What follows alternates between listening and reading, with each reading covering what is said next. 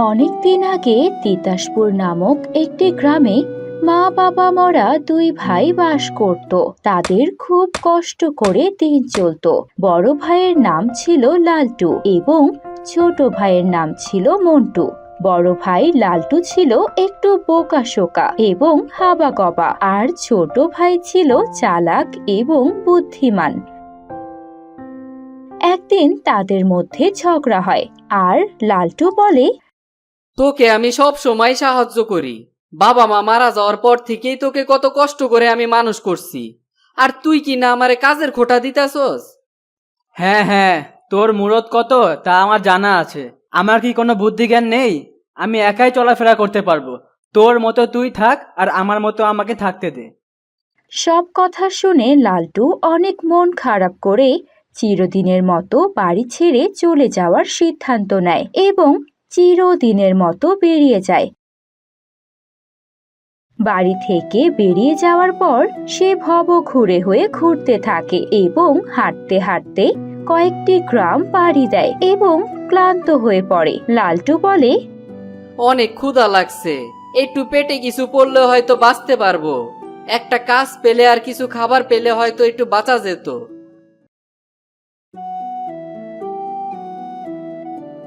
এভাবে সে হাঁটতে হাঁটতে ক্লান্ত হয়ে গেলে একটি গাছের ছায়ায় এসে বসে এবং রাস্তা দিয়ে কিছুক্ষণ পর তখনই একটা লোক হেঁটে যায়। লালটু লোকটাকে ডেকে বলে, ও ভাই, শুনছেন?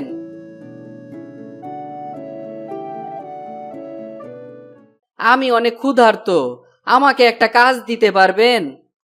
আমি তো নিজেই খাইতে পাই না, আমি তোমারে কেমনে কাজ দিব? যত সব কোথার থেকে যে আসে।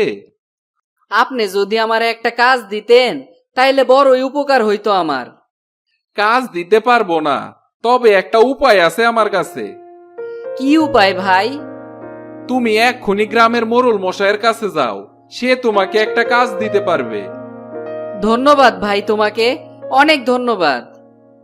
এই বলে লালটু মোড়লের সাথে দেখা করার জন্য তার বাড়ির দিকে রওনা হলো। অন্যদিকে মোড়ল ছিল অনেক স্বার্থপর ও কিপটা প্রকৃতির মানুষ। সে সময় মোড়ল তার বাড়িতেই ছিল আর তার লাঠিয়ালের সাথে গ্রামের দেনা পাওনার বিষয়ে কথা বলছিল। গ্রামের সবাই কি ফসলের টাকা আর ফসল দিয়েছে? জি মোড়ল সাহেব, কিছু টাকা দিছে, শুধু উত্তর পাড়ার দক্ষিণ পাড়ার কিছু কৃষক বাকি আছে। ফসল তো তোলা অনেক দিন হয়ে গেছে, এখনো কেন সবকিছু পরিশোধ হয়নি? কেন তারা ফসল আর ফসলের টাকা দেয়নি? কয়েকটা কৃষক একটু কষ্টে আছে মোড়ল সাহেব। আমি এখনই যাচ্ছি তাদেরকে খবর দিয়ে আসতে, কালকের মধ্যেই যেন ফসলের টাকা পরিশোধ করে দেয়। ঠিক আছে, মনে রাখিস কালকের মধ্যে যেন সব টাকা পরিশোধ হয়ে যায়।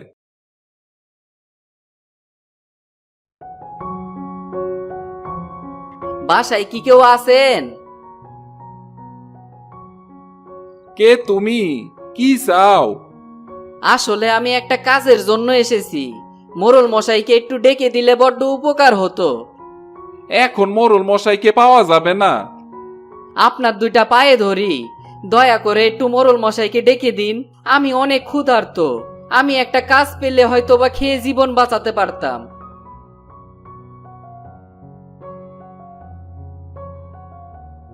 কি চাই তোমার? আপনি যদি একটা কাজ দিতেন মোড়ল মশাই, তাহলে আমি খেয়ে হয়তো বা বেঁচে থাকতে পারতাম। তুই কি কি কাজ পারিস? আজ্ঞে মোড়ল মশাই, সব কিছুই পারি। মাঠের কাজ, মালির কাজ, রান্না বান্না, চাষ সব কিছুই করতে পারি। তোকে আমি কাজ দিতে পারি, তবে কিছু শর্ত আছে। কি শর্ত আছে? আপনার সব শর্তই আমি মানতে পারবো, শুধু আমাকে একটু 3 বেলা খেতে দিলেই হবে। সারাদিন তোকে মাঠে আর বাড়িতে কাজ করতে হবে, দিন শেষে তোকে তেঁতুল পাতায় খেতে দেওয়া হবে, আর তুই কাজ ছাড়তে চাইলে তোর নাক কেটে ফেলা হবে। মোড়লের কথা শুনে লালটু অবাক হলেও পেটের দায়ে রাজি হয়। মোড়লের কথায় লালটু কাজে লেগে পড়ে।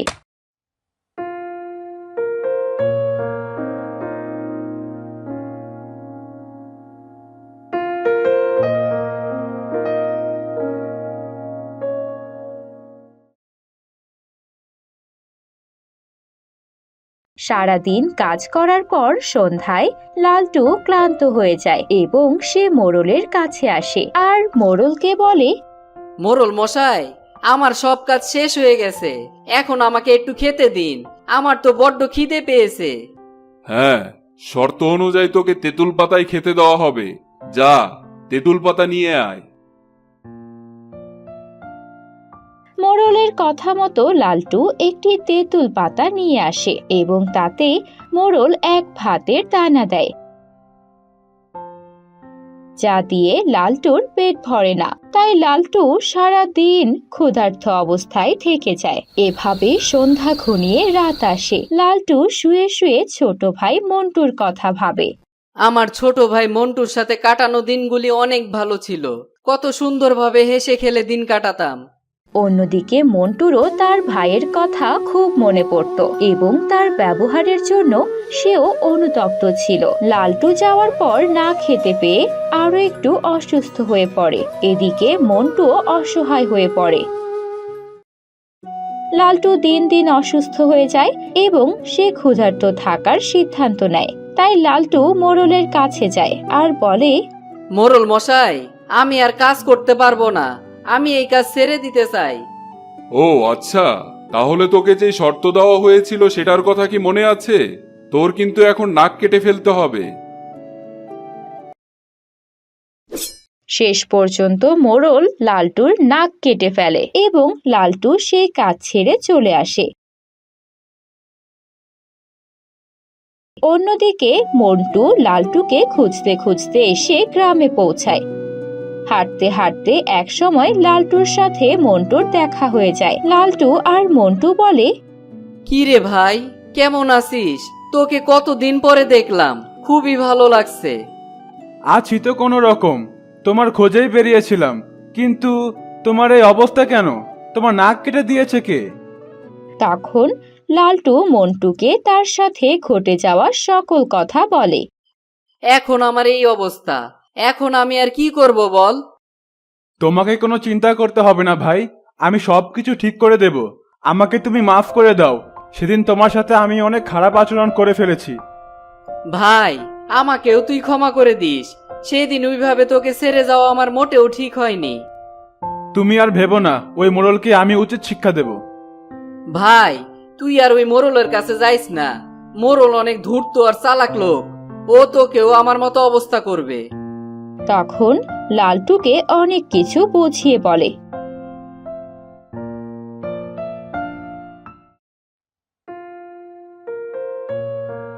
সে মোড়লের কাছে যায়। তখন লালটুকে দেওয়া কাজগুলোই আবারও মন্টুকে দেয় এবং শর্ত অনুযায়ী কাজ করতে না পারলে এবং কাজ থেকে চলে যেতে চাইলে সে মন্টুর নাক কেটে নিতে চায়। তখন মন্টু বলে, আমি তো কাজ ছাড়বো না, তবে আপনি যদি আমাকে কাজ থেকে বাদ দিয়ে দেন তাহলে আপনারও নাক কিন্তু কাটা হবে। মোড়ল ভাবে ওর মতো মানুষ কিভাবে আমার নাক কাটবে, তাই সে কিছু না ভেবে তাকে কাছি দিয়ে দেয়।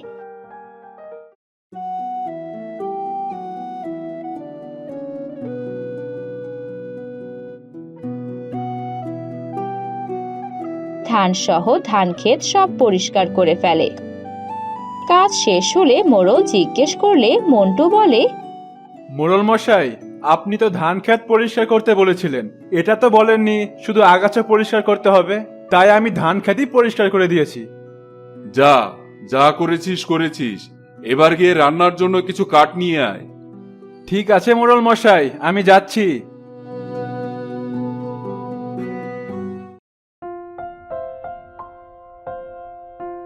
গিন্নিমা, কাঠগুলো কোথায় রাখবো? মোড়লের বউ রেগে গিয়ে বলে, আমার মাথার ওপর রাখো। এই কথা শুনে মোড়লের বউয়ের মাথার উপর মন্টু কাঠগুলো ফেলে দেয়। তখন মোড়লের বউ আহত হয়ে যায়। মন্টু খাওয়ার জন্য মোড়লের কাছে গেলে মোড়ল বলে, ঠিক আছে, শর্ত অনুযায়ী এবার তেঁতুলের পাতা নিয়ে আয়। তেঁতুলের পাতার উপরই তোর খাবার দেওয়া হবে।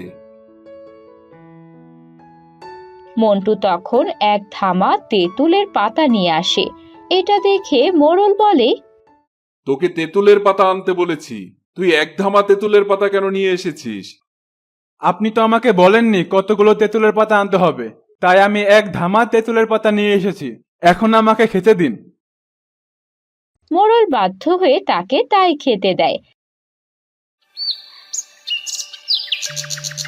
এভাবে বেশ কিছুদিন কেটে যাওয়ার পর আর সহ্য করতে না পেরে তাকে কাজ থেকে চলে যেতে বলে। মন্টু বলে, তাহলে তো শর্ত অনুযায়ী আপনি যদি আমাকে কাজ থেকে বের করে দেন, এখন তো আপনার নাক কেটে নেওয়া হবে। কি, তুই আমার নাক কাটবি? তোর এত সাহস কি করে হয়? আপনি যখন অন্যের নাক কেটে ফেলেন তখন তো কিছু ভাবেন না, তাই এখন আপনার নাক কাটতেই হবে। শেষ পর্যন্ত মোড়ল মন্টুর কথার চাপে পড়ে নাক কাটতে বাধ্য হয়।